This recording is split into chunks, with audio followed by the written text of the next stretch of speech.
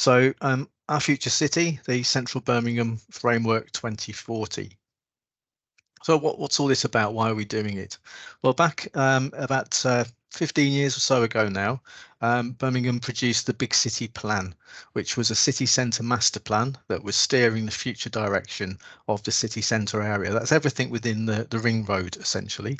And the Big City Plan was an ambitious ambition. It was a vision that's set the future direction of how we've been developing the city over the last 10 years or so, with projects like New Street Station and Paradise. It's really brought together a lot of those big development opportunities, and it was really leading the way in putting those developments together. So back in about 2019, 2020, we started to think about how the Big City Plan had been changing the city and how we needed to look forward to the next 20 years or so. And the Big City Plan was very much about how we recovered from the economic crisis of 2008 and how we made sure the city was a place that people would invest in and develop in and build new homes and provide new jobs.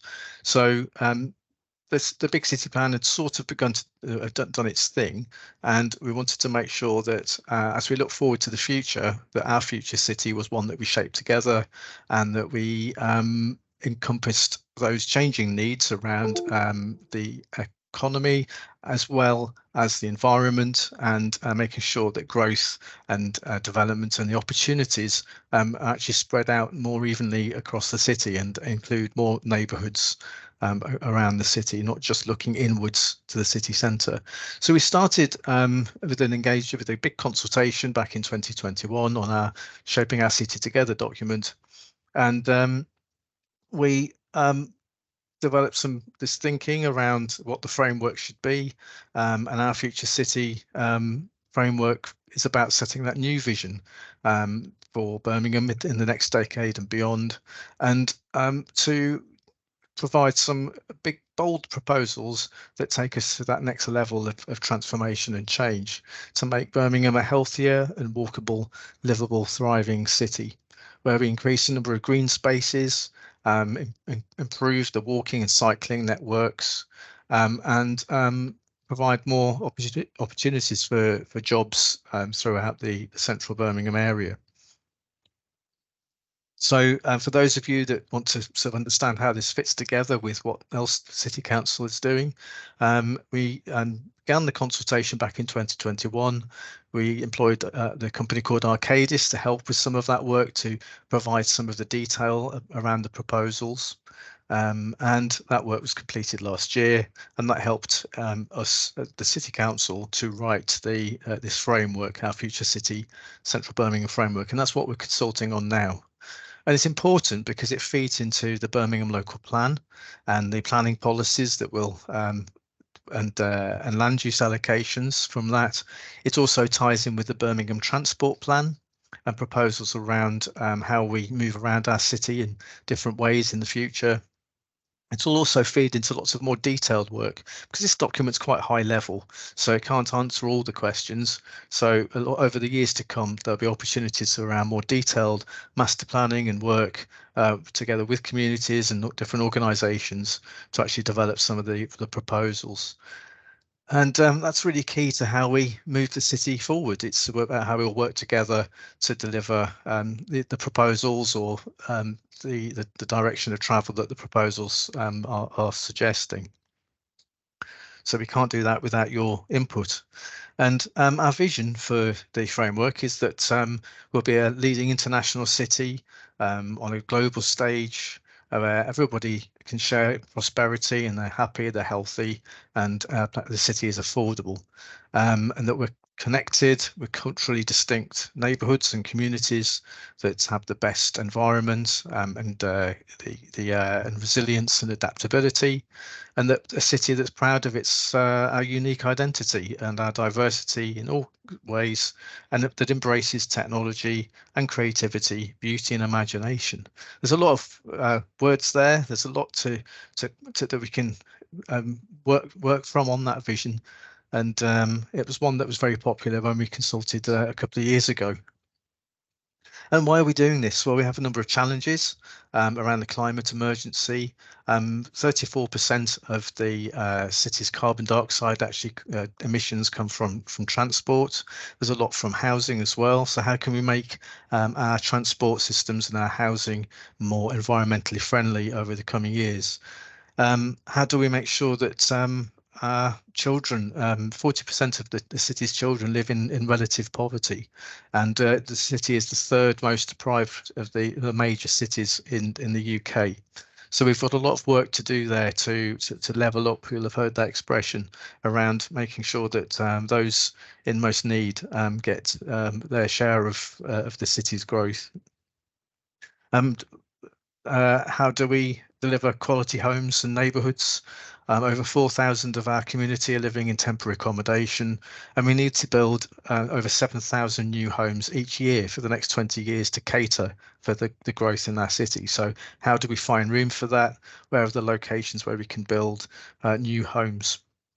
And also local connectivity. It takes 2 hours. The average motorist spends in traffic jams every week. How can we try to make that to improve that and to provide those alternatives that move people around in more efficient ways? So the opportunities, it's not all negative. It's about how we actually grasp the opportunities.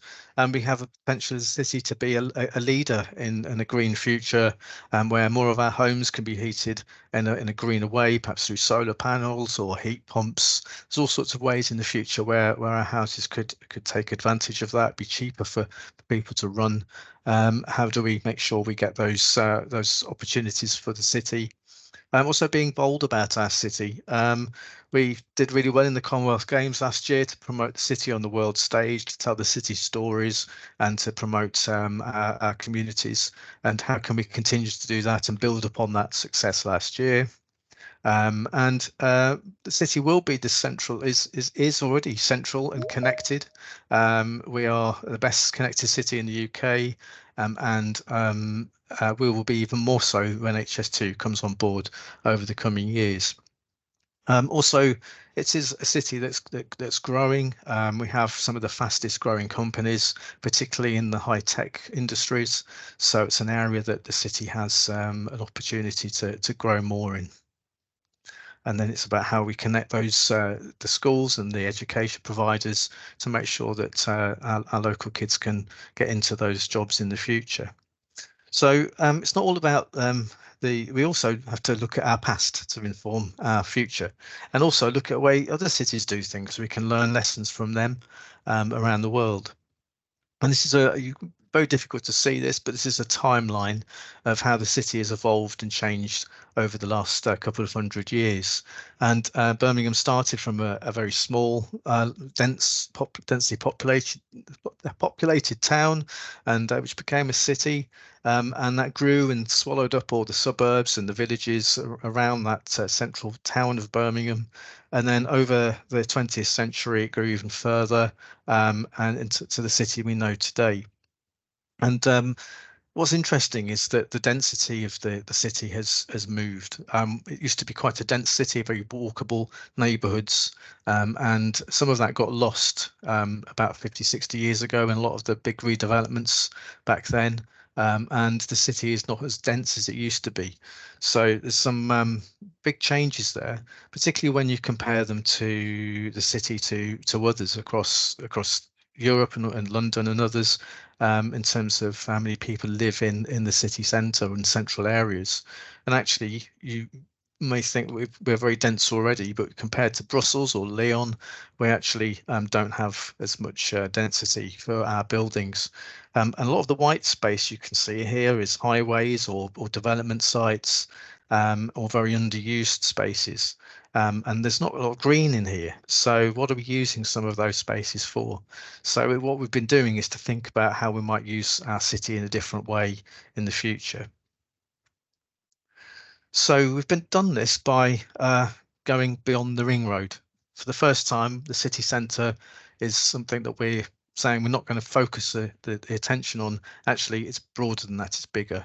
So the city centre area that traditionally we think of, which includes West Side, the Broad Street area and the Colmore district, and the South Side area, the Chinatown Gay Village, the Bullring, all of those places we're calling the city heart. And then the areas to the west, the north, the east, and the south include the Jewellery Quarter and Ladywood and Soho and Hockley to the west, right up to Bloomsbury and Newtown Shopping Centre in the north, and out through Digbeth and up to the football at St Andrew's Stadium in the east and down to Coventry Road, and then to the south we actually take in Balsall Heath, Highgate, and the Midlands Arts Centre, the cricket ground, all the way through to the Hagley Road here. So it's a much bigger area that we're looking at this time. It's not all focused in on the city centre as the big city plan was. It's actually going beyond the ring road, connecting those neighbourhoods in the inner city better with the city heart area. And some of the feedback we've been having is, well, why aren't we doing this across the whole city? Well, we are. We're looking at that in with the Birmingham local plan, which will start to propose ideas in the coming months, later this year or early next. And this framework feeds into that local plan for the whole city. There's also a lot of initiatives going on elsewhere, such as the East Birmingham framework, looking at lots of opportunities working with different organisations in East Birmingham. There's the Perry Bar work that's been happening. There's a Sutton Coldfield action plan in development. There's neighbourhood plans being developed in a number of places around the city. Estate regeneration in Druids Heath. There's all kinds of projects that the city is working on, and this is very much looking at replacing that city centre focused big city plan with this wider central Birmingham framework.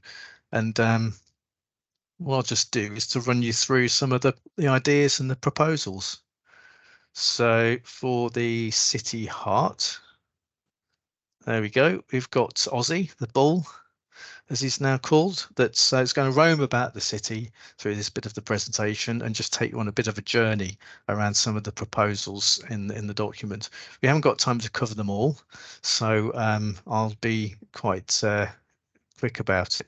So in the city heart area, which as I say includes Colmore, Bullring, West Side, South Side, Snow Hill area, we're proposing a couple of growth zones. These are areas that we've identified for change, where there is potential to do more with those places, those locations.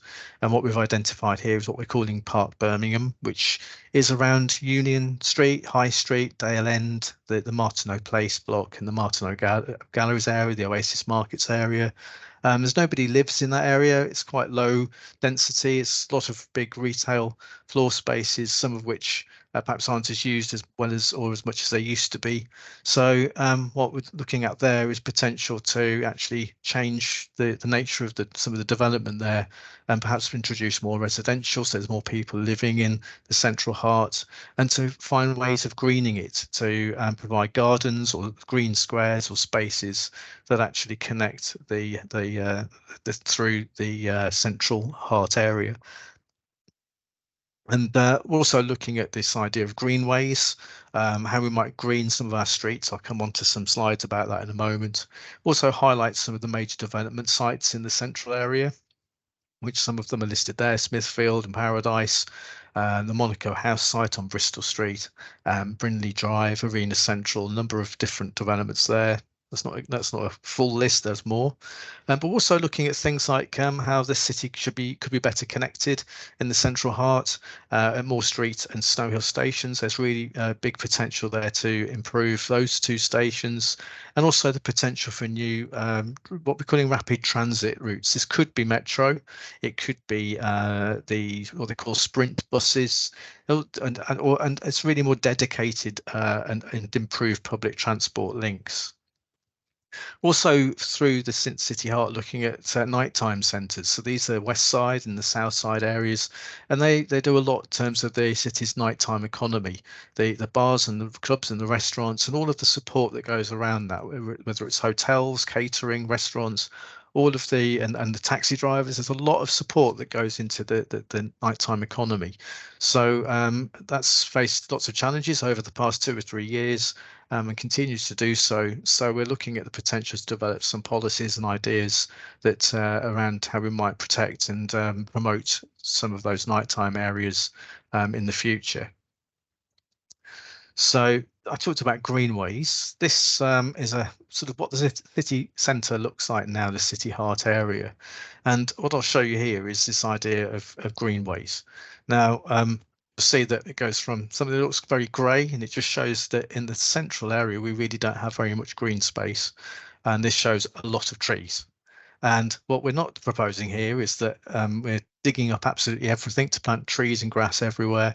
It's actually about how we could weave in more trees and more planting into the urban environment so that the public transport and the walking and cycling still can continue on the roads, and where people need to drive into the city, whether that's to park at the Bullring or to access a church or shopping or other facilities, that there's still an opportunity to be able to do that. So it's about how we think about those spaces between the buildings, and where there are opportunities through redevelopment or readjusting how we use some of the road space, about how we might be able to green some of that up and create more green urban boulevards or avenues. And it's just a way to show how we could do that. And that's something that's going to take a long time to come about, but it's having that vision, that long-term aim, and how we get there. I mentioned about Park Birmingham. This is the Rotunda. This is Primark. The old Rackham's House of Fraser is just here. So what we're looking at is this chunk of the city where the old Toys R Us used to be at Dale End and the Oasis markets. It's already a big development proposal for that site there. And also looking at the future of some of these other blocks where Boots is and Argos, to see whether there's potential again to put more green in. And this is just one example, it's an illustration of how things could be. This is where we want your feedback. Is there an opportunity to actually widen some of the streets and make them greener as gardens and greener spaces, and perhaps provide some more high density accommodation in the very heart of the city, with apartments for people to live in, and actually introduce a community into this part of the city where there isn't one at the moment. It's an idea. We'd really love your thoughts on that, please. And this is just a street level view of how the spaces, the gardens and the planting could potentially work along High Street and Dale End if the building lines were moved, and perhaps slightly higher buildings were put in where people could live. You still have the shopping and bars and cafes and so on at the ground floor, but it's a much greener space which people could visit. So we're going to walk now to there we go, to the Central South area. And our vision for Central South. So this is everything that includes Balsall Heath, Edgbaston and Highgate, all the way down to Cannon Hill Park. And we've identified a couple of growth zones in this area, the Ray Valley, and also something we're calling housing action areas.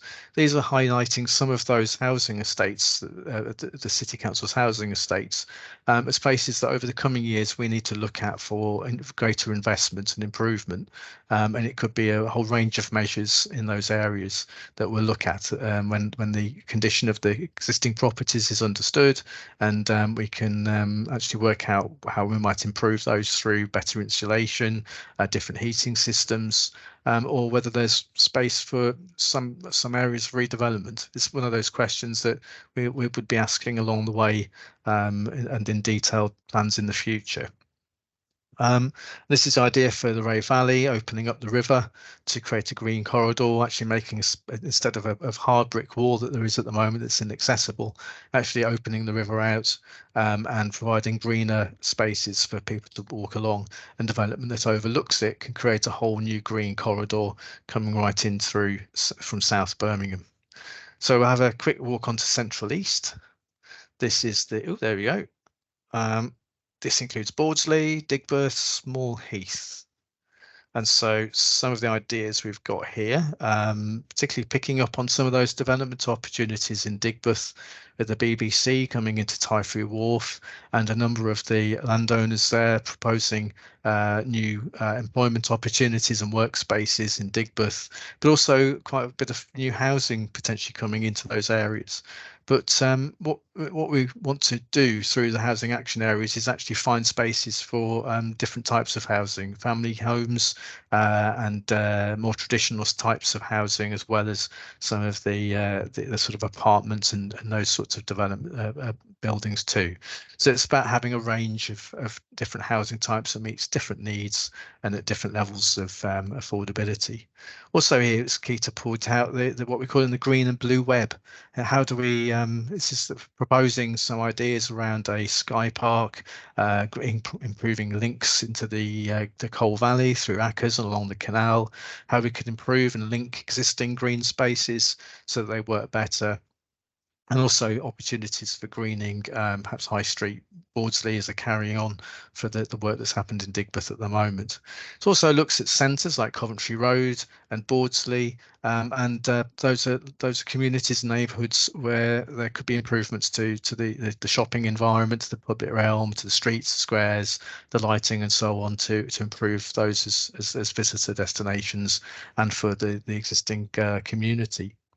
Also looks here at potential to improve the Adderley Park and Small Heath stations, and a potential metro extension out through East Birmingham, which has been talked about for a while. That's an image that shows the Typhoon building there in the middle, with the BBC potentially going into there. And this is an image, just a sketch really. The ring road currently runs right through here. This is Digbeth, this would be HS2, and this is the St Andrews football ground just here, and the Bawdsley Park employment zone. So there's a growth zone there for employment, and an area in the middle, some of which is perhaps some rundown factories and warehouses that are coming to the end of their useful life. And we're going to look at the potential there for new family homes and some higher density along the ring road, but also that opportunity for Garrison Park area for improving links and connections with all the green spaces and the canals.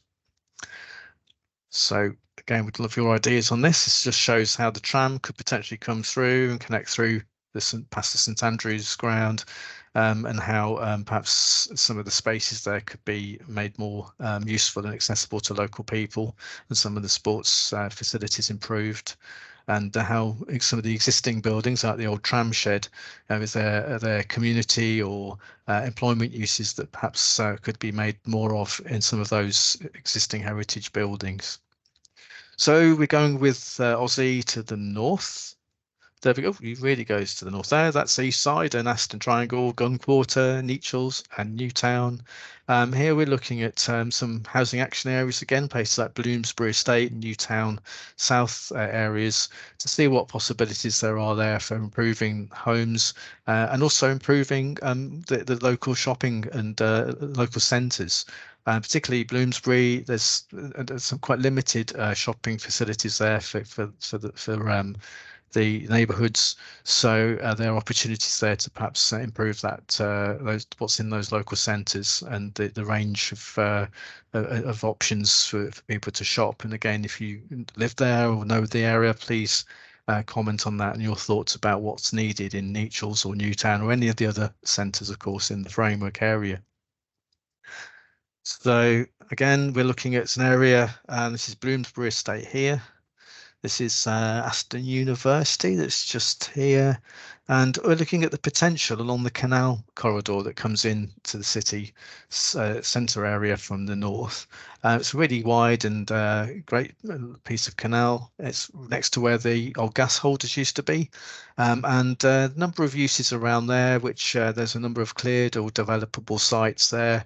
And we're now asking the question, actually, could this make space for some new houses, some new homes, and that could help find some room for people living and extending out the Duddeston and Bloomsbury estates into this part of the city, and perhaps how we might put some new and different types of employment uses as part of that community.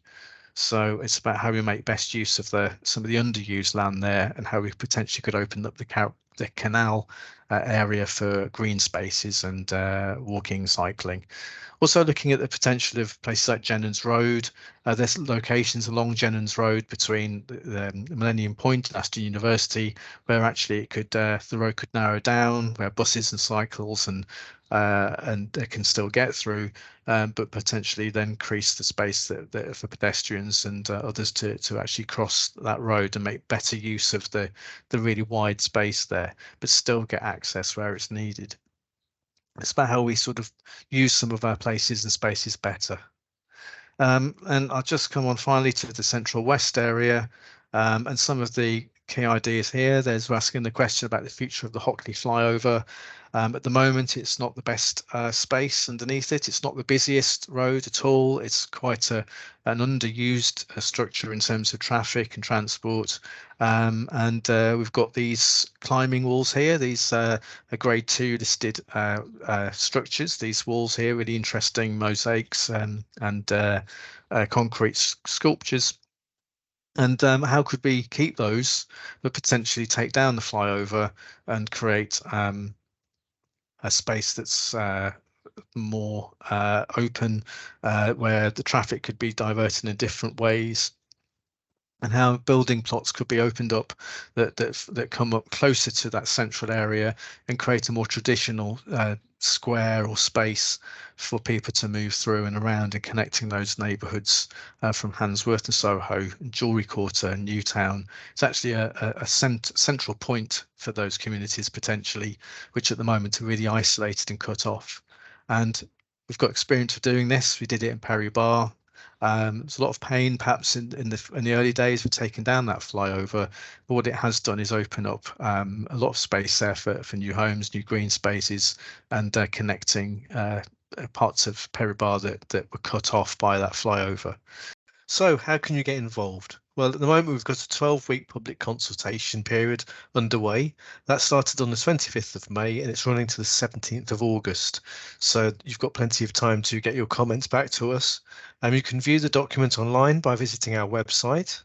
And there's also an online survey that you can do online on our Be Heard database, on our Be Heard online survey. You can also do those in some libraries. So we've got some printed out versions of the questionnaire that you can go to some of the libraries to do those, and those are listed on our website. So you can head to one of the libraries to do that. And there's also a prepaid envelope for you to return that questionnaire if you prefer to do it that way. You can also email us at the City Centre Development Planning at birmingham.gov.uk. There's also a QR code there that you can scan, and that takes you directly to the website. So I'd like to thank you for your presence this evening, and for listening to the presentation and all your questions, and hope we hear from you soon. Thank you.